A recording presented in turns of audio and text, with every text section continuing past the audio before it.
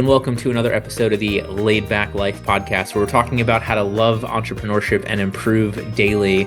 Last week we had Billy Tarasio on, super cool talk from somebody who I always like picking their brain, and because I'm spoiled, I get to do it back-to-back weeks. So this week we've got Gyi Tsakalakis. My executive assistant actually, I believe, pronounced her name correctly. When she said it to me, well, she pronounced it the same way I did. I think I got it right. You did excellent. You did excellently. There we go. Is your executive assistant Greek by chance? No, she's not. Oh, okay. So I don't know what she is. She did a great job pronouncing my difficult Greek name. There we go. And it was funny because we're like, she's like, I'm gonna butcher this, and then I think nailed it. So we're good to go. You know, I think everybody knows who you are, but if not, who knows me who's going to watch this is going to know you, right? It's very kind of you to flatter me with such popularity. I'm Gyi, and I was a plaintiff's lawyer at a small firm back in the mid-2000s and founded an agency called AttorneySync to help lawyers navigate all of the really smarmy mess cesspool that legal marketing industry is. So that's what we've been doing for, gosh, coming up on 17 years now. That's awesome, man. Yeah, and I don't know. Gyi and I have always gotten along so well because I think we've had the same view of like, the more we get the a-holes out, the better it is for everybody. Even having real competitors instead of just scammy marketing companies. Education's the cure. Education's the cure. I love it. So, but we're not here actually to talk about marketing, although we'll touch on marketing. We're here to talk about stoicism because Gyi is the most stoic person I know. At big S, not little s. I am a humble student. I'm merely a student of stoicism. So walk me through, like, first of all, let's start with what we're not talking about, like the low S stoic, emotionless. Like I don't know. I don't even know how stoicism, the religion, philosophy, became stoic the word, but at some point it did.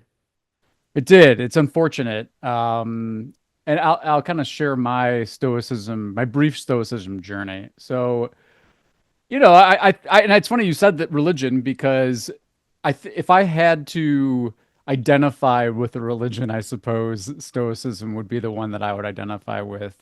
And I started out as a computer science major in undergrad. I thought I was going to be a coder. This is like late 90s. Found out quickly I didn't want to do that. Gravitated towards philosophy. Super grateful, even though we joke that it's like the most commercial major that you can possibly study, but I'm super grateful. Underwater basket weaving. Sure. I guess maybe that one.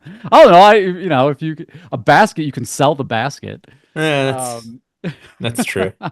Underwater basket weaving theory, then. Yes, there you go. The philosophy of underwater basket weaving, the Zen. Well, all right. You brought it back to philosophy then.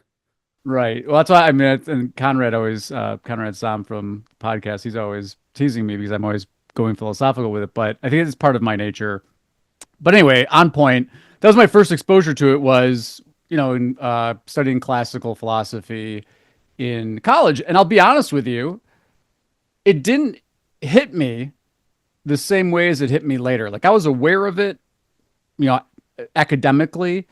My major was philosophy, so I studied a bunch of the ancients and yada, yada, yada. Graduated, went to law school, became a lawyer, but it didn't really hit me until it was part of my entrepreneurial journey. And it wasn't even like in the context of business. It was more, some of it's Ryan Holiday, got to give credit. Some of it's gratitude for making it, resurfacing it, making it more accessible. But the thing that really, out of all and we can go through all the maxims and like the application and like, my view and how I use it on a daily basis. But the big thing, if you take nothing away from this, you're like, why are these guys talking about this stuff? Is this concept of gratitude and the mindset of gratitude. And, we do this thing with my family every night. It's basically gratitude capture, but we say one thing you're grateful for, best part of your day, something that's hard about your day, and something you're looking forward to. And all of those have pieces of like this Stoic stuff in them. Um, but to me, if you want to stick to kind of like the main text, for me, like Memento Mori, this idea of life is limited until these guys come up with singularity and can upload us into the cloud. And so being grateful for the time that you've got every single day, even when it's like, you're doing something hard or doing something you don't want to do, switching from the mindset of like, I have to do this thing to I get to do this thing. Man, it changes everything, or at least changed everything for me. I agree so much. So have you read Trust Me, I'm Lying, which I think is Ryan Holiday's first book? I have not, and it's been on my list. I didn't come to Holiday until, um, gosh, I think Ego is the Enemy is the first one I read of his. Okay. So in his, I don't know, past life, let's call it, he did all the marketing for Tucker Max's movie. And so like if you haven't seen the movie, like I thought it was really funny when I was in high school and college. It's probably not funny now. I don't think Tucker Max thinks it's funny now. I think he's aged at some point. Um, but in essence, he writes this book about how he was able to have no budget for this movie. So he would call like whatever organization would boycott the movie, tell them about the showing, get them to announce they were going to boycott and picket, then call all the news agencies to get them to cover the fact that it was being boycotted, to then get all the free publicity. And so like he writes this whole book as a how-to guide and an apology in equal amounts of like manipulating the media. And so, like, I think it's because I agree with you. Like, when I went, I was a history major, but like from the Stoicism stuff to me, like, I almost kind of needed to start a business and then realize I was becoming a jerk to realize like the benefits of Stoicism. Yeah, for me it was, um, this meaning thing because I think, and David Baker talks about this a lot, but like entrepreneurs can come in all sorts shapes and sizes. But one thing is that you've got to be to some degree level a risk taker because you're walking away from a job or a paycheck or W-2 to start something from scratch, and it might fail. And of course that even though you have this risk taking vibe, it's still scary. And for me, it really started to come in, especially even in the early years when it's like, you're taking this big risk. You don't know where it's going. You don't know if it's going to be successful. There's a lot of fear. And so, another, since we're throwing around maxims here, the other one that really sticks with me is this concept of premeditatio malorum, which is, preparing for the worst and hoping for the best. And so, as you AKA being psychologically a lawyer, right? Isn't that what being we're a lawyer, trained? right? Yeah, exactly. Imagining the worst case scenario and then preparing for that, and then hopefully you don't have to face the worst case scenario. But if you do, you're prepared for it. That was another one that I think really sticks with me in my day to day. And I think you brought this on the outset of like the application part of it. I think that's so important. And most of the Stoics talk about this, even in the original text, is that it's really about using it. It's not this academic thing. It's like, how are you, how is it impacting whether it's your mindset or your behavior or your day-to-day life? And that to me is another piece of it that makes it so valuable versus, a lot of philosophy that I study. It's like, it's cool to think about, like the, you can think about brain in a vat, or you can think about all these other different constructs that are, they're interesting to think about, and they're maybe like psychologically or philosophically stimulating. But this is like, it reminds me of going to the gym. It's like every day you find something that frames things for you in a way that has very direct application. And for me, again, just sharing my journey has greatly improved my life, greatly improved my experience. I love it. All right, I want to dive into that, but you set me up for a segue that I wish we had planned. So everybody's listening to this on Tuesday. This Friday, my newsletter comes out. This Friday's newsletter is about exercise and physical activity. So I'm not promising that it has the Stoic flip, but that was so good of a segue to talk about the By the way, this is not an affiliate link or a plug. I love your newsletter. Like Oh, thank you. I get a lot of them, Yeah, I got to subscribe to a lot of these newsletters, and yours stands out. So if you're listening to this and you've never signed up for his newsletter, sign up for Jordan's newsletter. Thank you. My favorite responses to it are always, I don't understand any of your movie references, but I still like it. And I'm like, all right, cool. It's we did one on what was it, weekly or monthly planning with the Infinity Gauntlet with each stone as a different thing to plan for and stuff. So try to have a fun twist. Thank you. I'm very honored to hear that because No, some it's weeks very I feel good. like nobody reads them, but other weeks I do get some good feedback. So, but I want to say like to me, Stoicism is the serenity prayer. Like it is knowing what you can control and accepting what you can't, and then the wisdoms know the difference. So, are you with me? Okay, cool. Gyi's Well, it's nodding so for those funny of you too. listening to this. Well, you also just uh, alluded to something that is it's just so it Stoicism permeates so many of these maxims and themes and lessons that so many different authors write. I mean, you think of like Stephen Covey, and it's just repackaged Stoicism. Anyway, that was another thing that as I became more of a student of it, I was like, I've heard this somewhere, and it was like I read it in this other book, but they weren't calling it Stoicism. Yeah. Well, and so like that's why. So for me, like my concern as a business owner was who I was becoming because things were not going the way I wanted, and realizing what are those I could control. You're talking about finding it from an entrepreneurial standpoint as well. Like there's somebody out there who started a in-person hangout group on, March 8th of 2020, right into COVID, right? Like there are some situations where we are just going into the wrong time, regardless of anything else. There's other people that, Bill Gates gets access to a computer in high school as one of the, first people to have unlimited access, and that becomes it. So like there's an element of luck, both positive and negative, but really like that entrepreneur, what can I do about the things that I can control? I think just reeks of stoicism, but in a good way. Yes. No, I 100% agree. And the other application I think about in the context of lawyers, because you mentioned this, it's probably in some of my bios. I post about some of my learnings from Stoicism. So we work with lawyers, so lawyers are asking about it. And if you think about the idea of the gratitude concept, if you think about the idea of this, enjoying your journey, it also has huge consequences for your relationships with your clients. Because again, we hear from lawyers all the time. His clients bothering me, or the client's frustrated. They're dealing with like one of the hardest things of their life. This is hard, stressful stuff. There's no secret that there are, all sorts of mental health and substance abuse issues in the legal profession because it's hard stuff. Like this is hard stuff.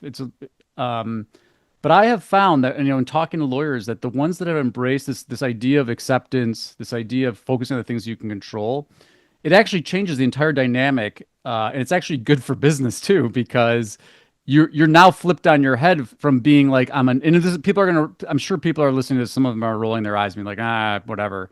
But if you trust us and you lean into this concept of give it a try, when you're dealing with something hard, try to find a way to find the acceptance and focusing on the things you can control. Reframe on the I get to help this person. They're dealing with the hardest thing in their life. It changes the entire conversation. It changes the candor. It changes the energy you bring to the relationship. So I don't know. Again, just another context. Yeah. I mean, so that's part of why I wear Hawaiian shirts and shorts. Like, there are places that I won't go for lunch because you have to wear pants. I don't want to show up to a networking event already being like, oh my God, it's here. I have to do this, whatever. Like, the ability for me to show up as happy as possible, as much me as possible, I think makes the conversation so much better, which makes the outcome so much better, which helps me get, cases and coaching opportunities from it. And so, like, this is like, there is a direct link from what you're saying. Like it's really that you are going to make 1,000 other decisions better when you come into that case opportunity from a place of gratitude instead of being forced to. Yes. And the other thing that happens, and this is, also, I'm going to call it marketing, even though it's, people think of that as a negative word. People are going to gravitate, your people are going to gravitate to you. So people that appreciate that you're wearing a Hawaiian shirt, people that are going to appreciate that, they sense the energy. You can sense it. I mean, we talk about this all the time on our podcast too, is that the lawyers that are vulnerable, put themselves out in the world, they end up attracting people because people gravitate towards that energy. I don't know what all the neuroscience is behind it, but it's obvious it's happening. I mean, it's validated through, just you can just see it in the feedback you get from people that you're around. Like they appreciate that. Well, and it's interesting, excuse me. I think there's a link between like the polarization of society and the more importance of branding. Like it is amazing to me that if somebody went on a podcast wearing a Patagonia shirt or drinking Black Rifle coffee, I'm immediately thinking 27 other things about them. And if you have people that you like working with because of I don't care what the ideological link is, if it's politics, if it's education, if it's school, whatever, like we have melded so many things together in this like stereotypical person who is now more accurate than ever. You brand yourself into that, you attract clients that you like for more reasons. There's 7,000 other things that they prefer about you, what you're dressed, how you write emails, whatever it is. Like it's just wild to me the benefits of branding as a enjoying who is attracted to your brand. No, yeah, exactly. It's that affinity thing drives more than anything else. It drives more than expert, and not to go, I'm going to go philosophical. That's what I do. Yeah. But, the Aristotelian modes of persuasion are ethos, pathos, and logos. So ethos is the credibility. Pathos is the emotional connection. Logos is making the logical choice. Pathos is the one that connects, right? I mean, all of the marketing people that have done the big studies, it's that emotional connection that's much more. And so in the context of lawyers, lawyers they want to go into the reputation, credibility. They're like, I've been doing this for 5,000 years. I'm the only lawyer that gets the biggest verdicts. It's logical for you to choose me. But they miss on the pathos part of it. And that's the one that tends to work better from a business development standpoint than the other two. Well, and I think from the stoicism side of that pathos, you are putting yourself out there in the way that you can control that makes sense for what you're doing and getting better results that you can't control by doing that. Totally. I think the other thing too that when I think about the other Stoic principle that it brings to mind, even though it's somewhat indirect to this conversation, is this idea of Sure. sympatheia, that we're all connected. And so it's finding those things because again, we can disagree about a lot of things, but if you put yourself out there, people are going to see the thing that connects you to them, and that's what they're going to be attracted to. And so the more that you can do that, and really the more that you recognize that, I think that's another big issue with, call it society, politics, the human condition, is that we keep trying to be like we're separate and we're really not. We're like we're all made from the same stuff. And so the more that we can empathize and find that connectedness, it's good for you personally, and it's also good for the greater good, whatever you want to call it. And it's good for business too. Yeah. Well, and I think that's the point of this podcast in essence. Like, where are the things that are good business advice that are also good life advice that are also good marriage advice? And like you had the meta answer, excuse me, of how interrelated everything's are anyway. But so many lawyers get caught up in that I'll be happy when, right? I'll be happy when I make Right. partner. I'll be happy when I get a certain number of cases coming in. And like that's not the case.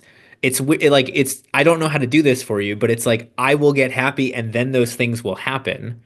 Ends up becoming the thing. And I think stoicism is like the easiest way to be happy because you are trying to get happiness out of the things that you can control and then doing what you need to do to control that situation and then seeing what happens. Man, totally. And you just triggered something else that just resonated with me because I just had a recent conversation. But there's a very common theme going on right now where lawyers are trying to copy other lawyers. Like if I could only be this other lawyer in my market, like, and I'm going to the masterminds, I'm paying for, I want to know their inside scoop of how they created what they've created. And It's funny because more and more conversations I've had, people are like, I went to the thing, I tried to learn the thing from this other lawyer, and I realized I don't want to be that lawyer. And like that's the whole thing. Like it's understanding what you're trying to build because, the even if you're successful, you might build something you end up hating.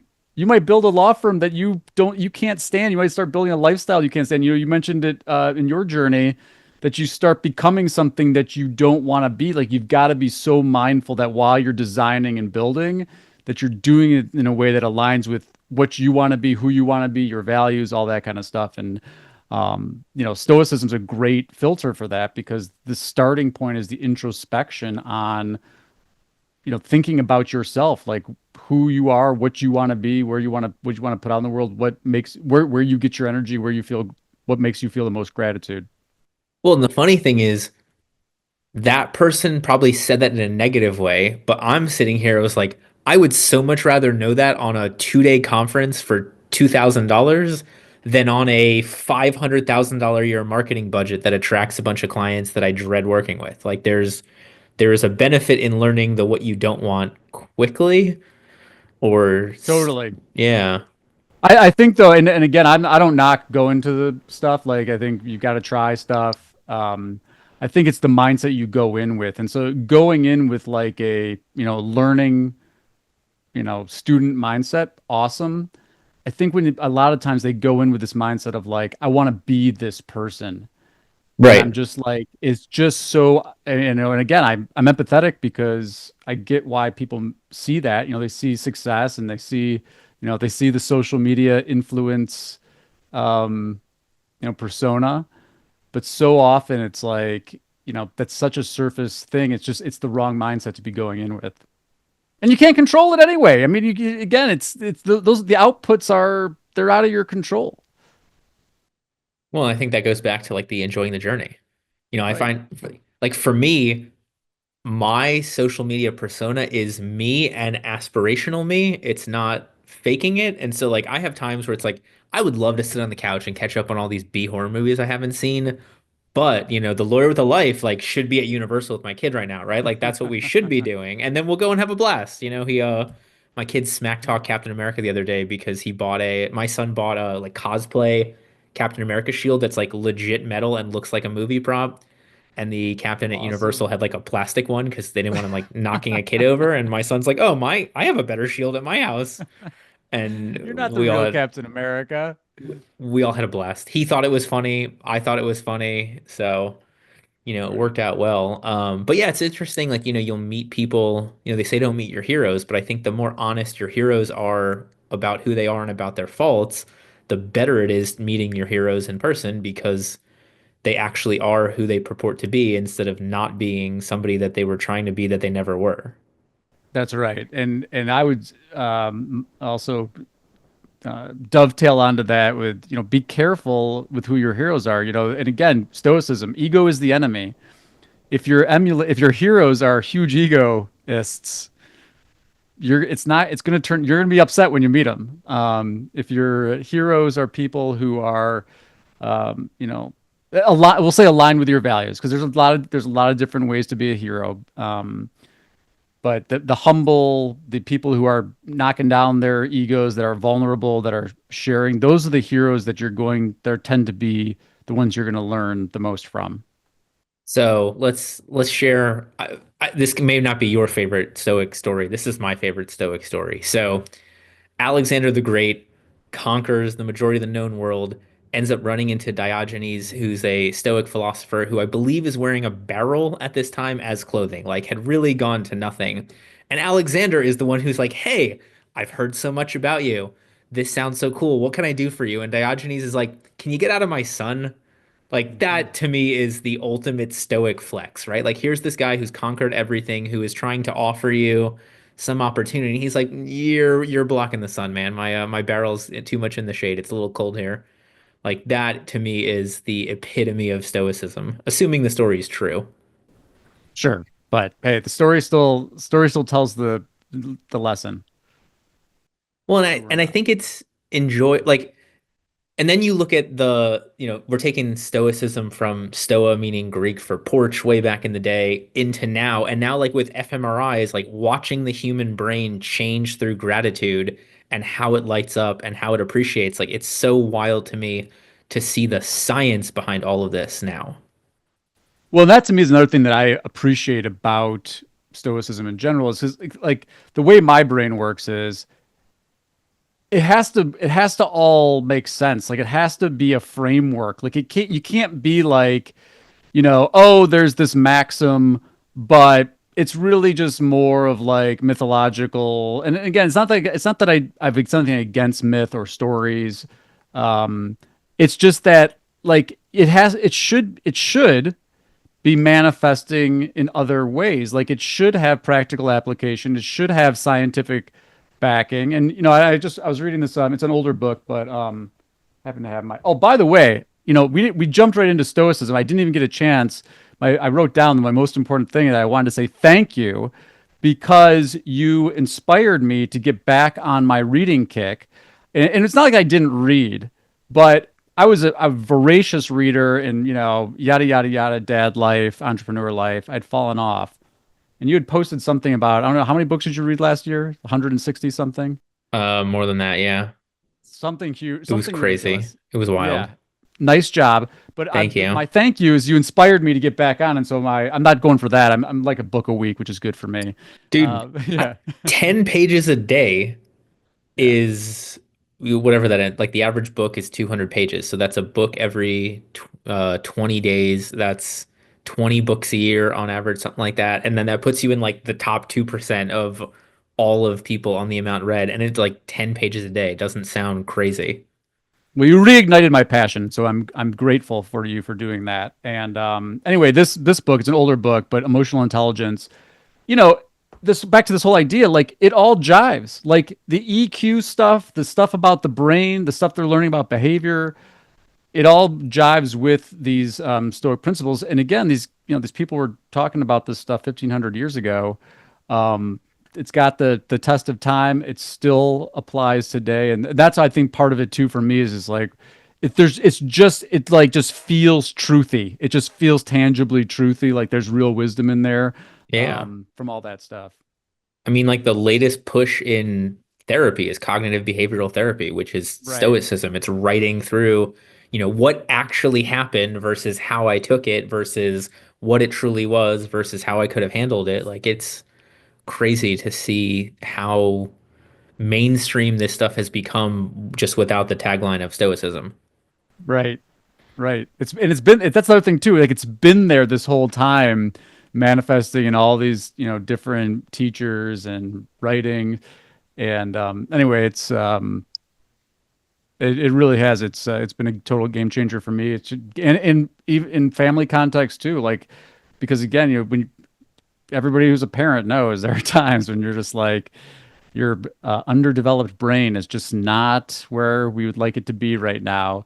But appreciating that time is so limited. We were talking about this in the context of even like vacationing and holidays and stuff. But if you think about it, like your babies, they're babies. There's not a lot. You're just keeping them alive. Then they become The kids. human Tamagotchi, as Ali Wong Yes, calls them.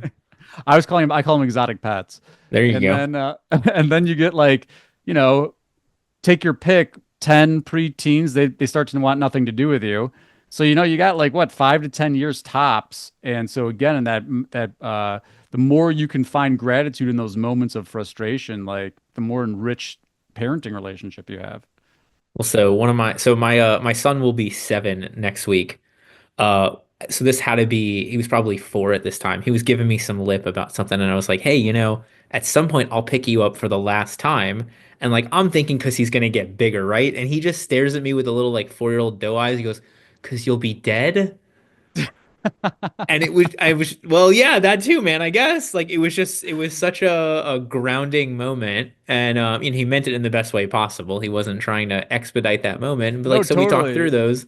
And so now it's funny because like now he'll do I have to do this? Do I get to do this? Am I choosing to do this? And like really thinking through that for brushing his teeth, doing his homework, all sorts of, first grade stuff. It's cool to see him like rational about them.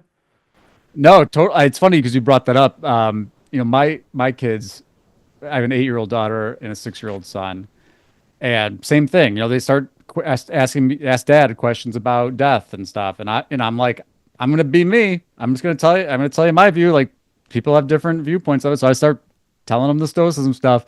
But it's funny to hear their words come back, and and then in the context of like other people and other families have other ideas about it, and why are Alex and James talking about death so much? And what the But Stoic death is, we just get buried in the ground, right? Like there's that's no, right. okay. Yep. That's what dad that's what, now but I do say this. I think also part of it and part of the Stoic mindset is there's a lot of stuff we don't know. Like there's just all if it's a matter of being like, hey, am I open to the possibility of other things? I totally am.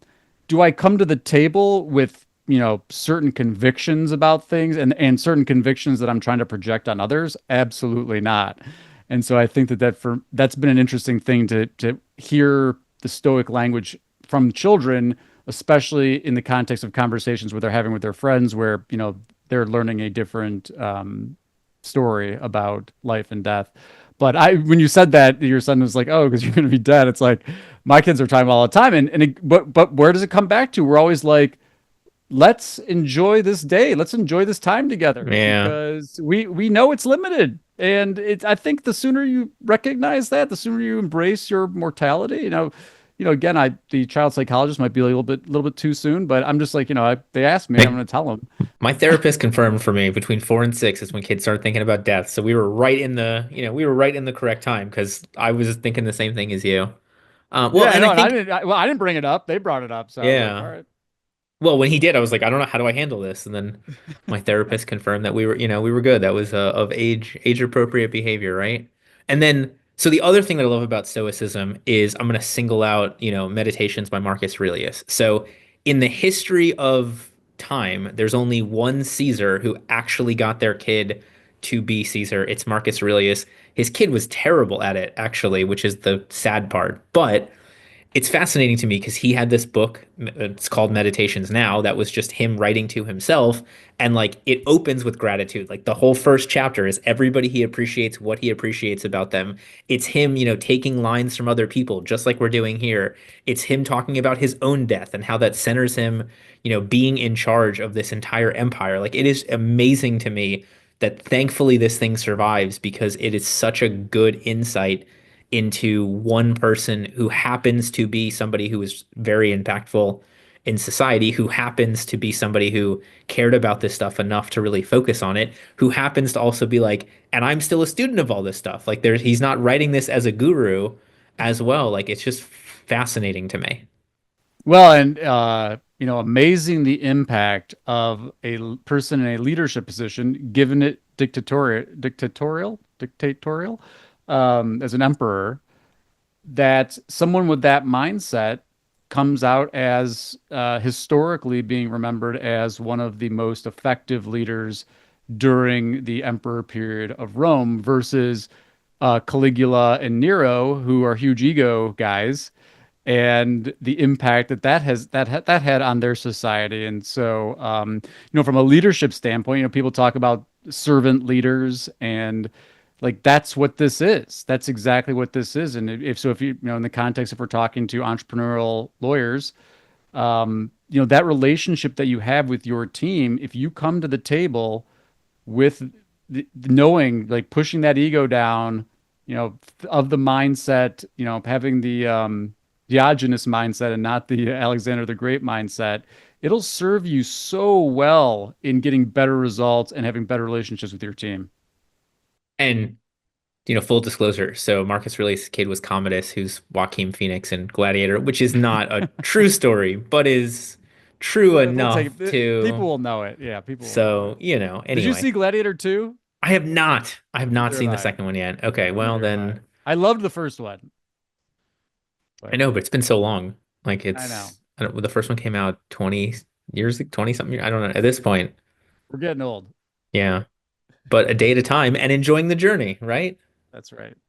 Absolutely. So if for somebody listening to this who is struggling with that normal entrepreneur overwhelmingness, wanting to find happiness, like where do you think they start on this stoicism journey? Or is it even like, or is there a step back and it's like, is this the right mindset for you?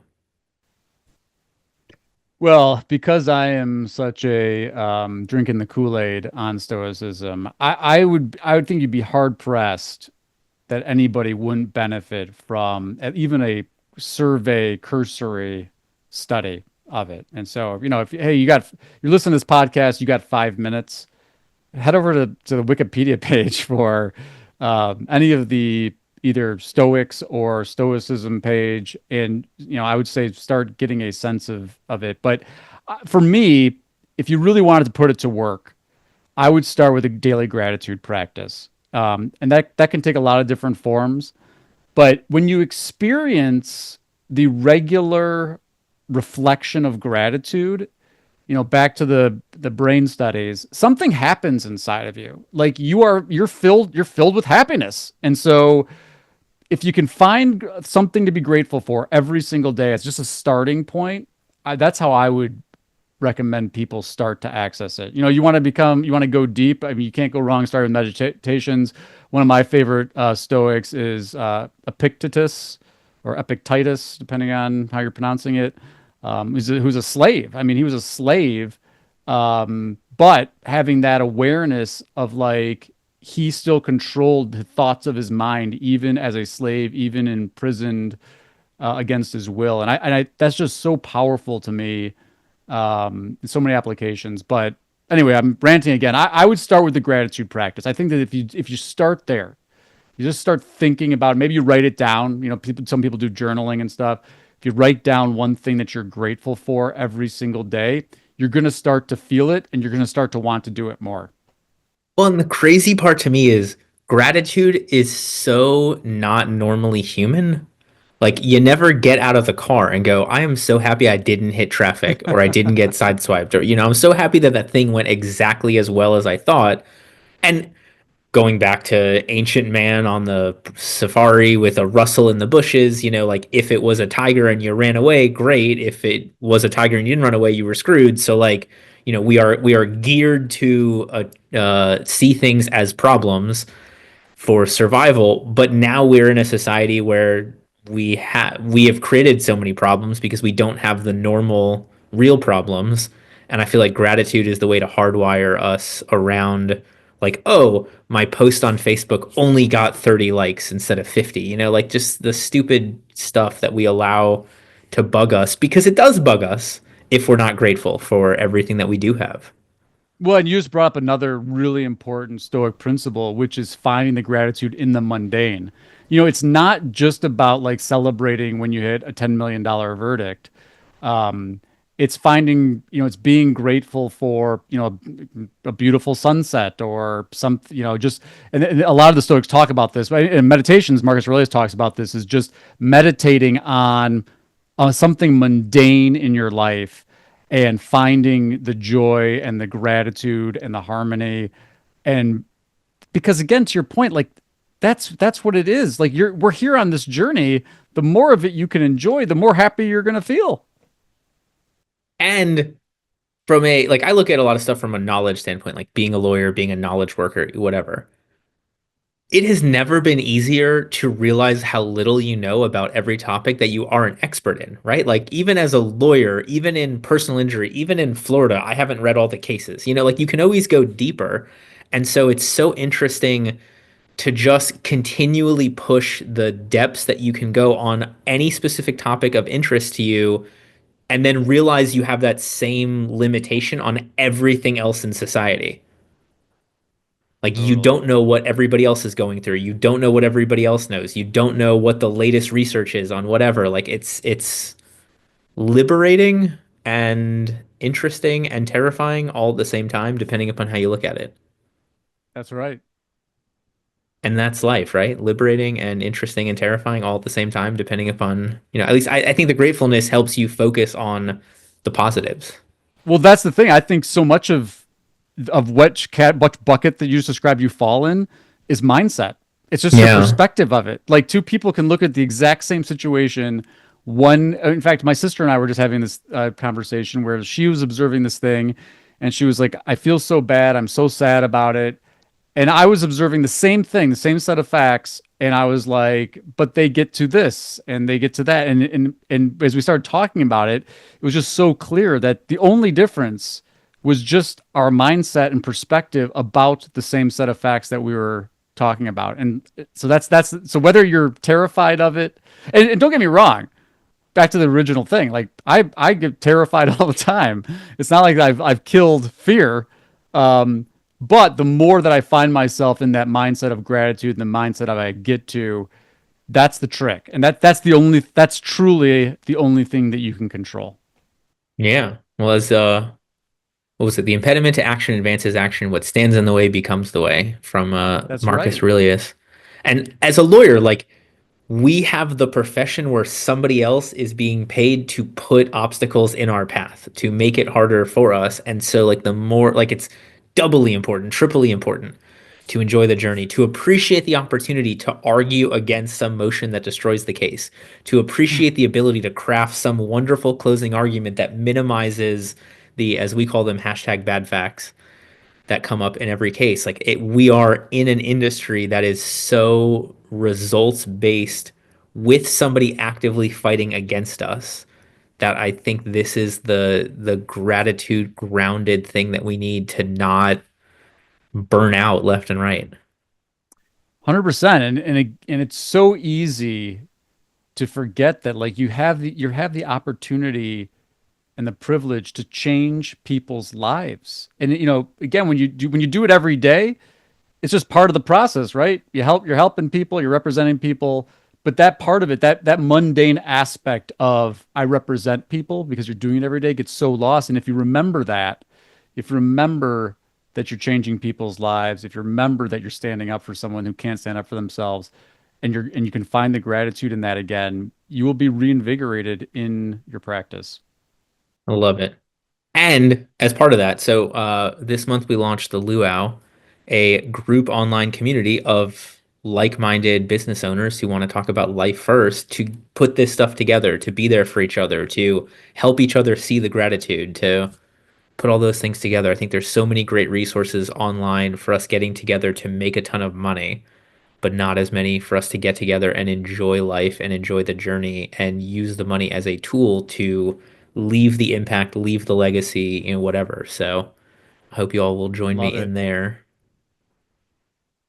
What else? What are we missing? What do we not cover? Gosh, I don't know. We hit it pretty good. I don't know. I guess it'd be kind of just reflecting on this conversation. It's just like so much of it, the cliche of like the mindset makes all the difference. It really, really does. Because again, even you were talking about the money stuff. Like, I know people making a lot of money who are not enjoying their journey. They're not necessary. Harvard did their happiness study, and it's a bell curve, right? Like you got to have your basic needs met, but at a certain point, like it's you think it is. You look at it and you're like, oh, if I only had a little bit more money, if I was only a little bigger, if I was only generating a little bit more revenue, but that's you really won't be there. Yeah, I mean, when they first did it with what, $67,000 was the figure at Yep. which it That's started why I had to. 70,000 in my head. Yeah. I mean, I'm sure it's higher now, just to Well, be, it's got inflation. inflation and price of eggs and whatever else. But yeah, like there is, and it's interesting. I don't remember which book it was, but they were talking about like because at some point there's that family that scrimped and saved up enough money to go have dinner at McDonald's and the genuine appreciation they have on it, whereas like we go to McDonald's as like a throwaway when we're stuck and my 6-year-old's complaining. It's like you can have more gratitude and enjoyment of simple things at a certain point, and like the ability to not lose that as you have the opportunity to do whatever is wonderful. Well, you just reminded me of a conversation with our mutual friend Matt Spiegel that I have all the time. You might be on the other side of this because you live in a warm weather place, but he lives in San Diego, and so every time we meet up, I'm always like, "Oh my gosh, you're so lucky! It's like 65 and sunny." And for him, takes it for granted. He doesn't even Hmm. care. So, like the weather is like not a non-thing for him. Me, it's like, 3 feet of snow outside. It's like -10 degrees. And so, but again, it's the same thing. It's like for him, weather means nothing. For me, just one sunny day is like magic. Yeah. Yeah. I mean, I thought so. We're recording this on Wednesday. On Monday, it rained the entire day. Like the entire day. I had to do a walk in the rain. I tried 14 times to find out. But thankfully, I was like, man, I don't recall us having a day like that ever. Like in Orlando, it has never rained, absent us being in the middle of a hurricane. It has never rained for the entire day. And so to be fair, I think it's usually too hot here. So I still will smack talk Matt's ability to have better weather than we have, but it's, not from the sun standpoint. That's good.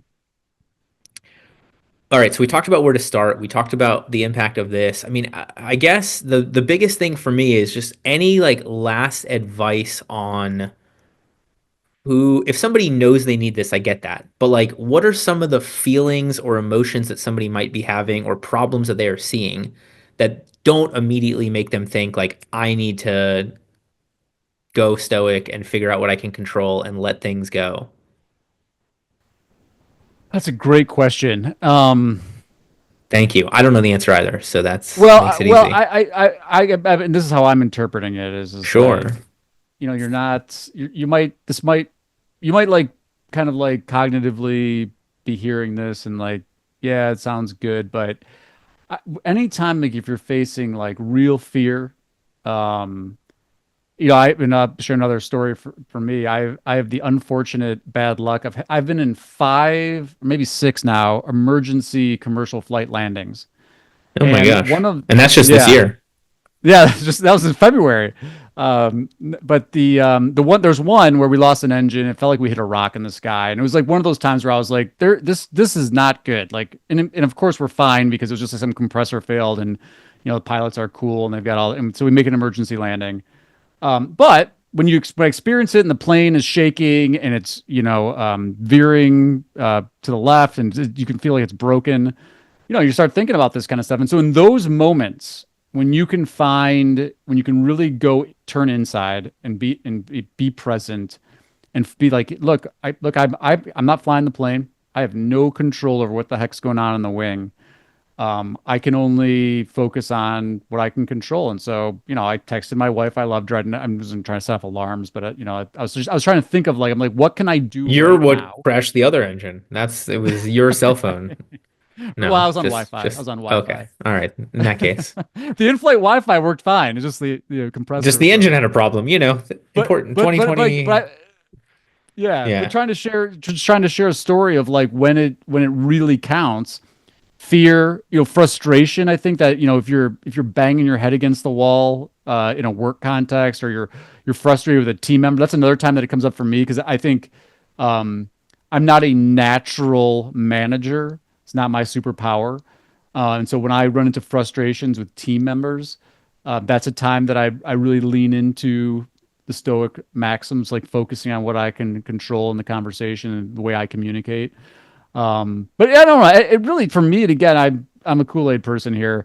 Uh, Anytime you're experiencing a negative emotion, if you can find a way to turn it back on to what can I do? There's a million things I can't do. There's all this stuff I can't control. Try not to focus on that and try to find the thing that you can do that also is the thing that you feel like is the right thing for you to do. Because that's another piece of this that we didn't go super deep on. I think we alluded to it, but it's not a universal right thing to do. It's what's right for you in the moment. Hmm. Like, and trying to think about what that means for yourself. That's how I find it to be most accessible. Yeah, I like the slightly different, but I always try to take that step back. Like for me, genuinely, this is how my brain works. I think like the old guys in the Muppets that are up in the balcony bitching and moaning. Love those guys. And right, and so I'm like, I don't want to do it from the bitching and moaning standpoint, but like if I'm sitting here complaining, like, oh my God, my firm only did $900,000 this year instead of 1.1, I feel so angry about that. And just take that moment and be like, seriously, man, like that's the complaint. Like that really, like, is that serious? Like, okay, all right. And then we'll flip it into, well, what can we do? How can we go back to that? How can we grow? What was different about this? Was it one case that resolved in January versus December? Like, walking through those things. But sometimes I just need that like little, old man in the balcony moment of like, is this really what I'm complaining about right now while with everything going on? No, 100%. And that reminds me of the book. Have you read the book Switch? I think it's Yeah, Dan and Chip Heath. yes, the Heaths. That made me think of that because and again, it ties into this because it's that emotional thing. Like when your passions are leading the way, like you gotta, whether it's a ride around the elephant or the old guy sitting in the balcony, pulling back and applying some reason to it and having some perspective makes all the difference. Love it. All right. So next week we're gonna have Jennifer Gillman on. Jen's the founder of Gillman Strategic Group, who helps attorneys find the right spot for them, the right firm, the right culture, the right stuff like that. She has this whole thing with this wheel that she helps everybody think through from a really holistic life view. Super excited to chat with her next week. We're going to go into basically like how you get leverage to create the position you want, whether that's as an entrepreneur, really hammering out what your company does or what your role is, or as a lawyer, potentially having to switch to a different company to allow you to really do the right stuff. But always a good chat. That being said, Gyi, for everybody who realized this was a good chat and maybe who doesn't know you, if you were unwilling to take my compliment before, what's the best way for them to get in touch, get more of you, check out a lunch legal hour marketing, something like that? Yeah. Go to Google. You can type my long name, or you can search for Lunch Hour Legal Marketing or AttorneySync. Attorney SYNC is my company. I'm spend most of my time online, probably on LinkedIn is my number one. But feel free to reach out. I love chatting stoicism, lawyering, legal marketing, parenting, Michigan football, whatever you want. But ultimately, all those things are the same thing. They are an That's right. appreciation of anything that goes well, the understanding of what you can change about the stuff that doesn't go well, and hopefully an enjoyment of the process. Absolutely. And Jordan, for I've really any, enjoyed this. yeah, Go absolutely, ahead. man. And for anybody who's listening to this, Guy's last name is Tsakalakis. So if you wanted to Very Google him, phonetic. it is. If you when you get there, Till you always a pass pleasure, that first man. tee. Yeah. Are you going to Tech Show, I will Clio, be there. anything? Yeah, I'll see you there. awesome, man. All Maybe right. we'll Oh, reminisce in person. wonderful. We'll have a follow-up episode. Thank you, Guy, for being here. Thank you to everybody who watched and listened. We'll see you back here next week for Jennifer's episode. In the meantime, find your stoic moment, ground yourself, enjoy the journey, and we'll see you back next week.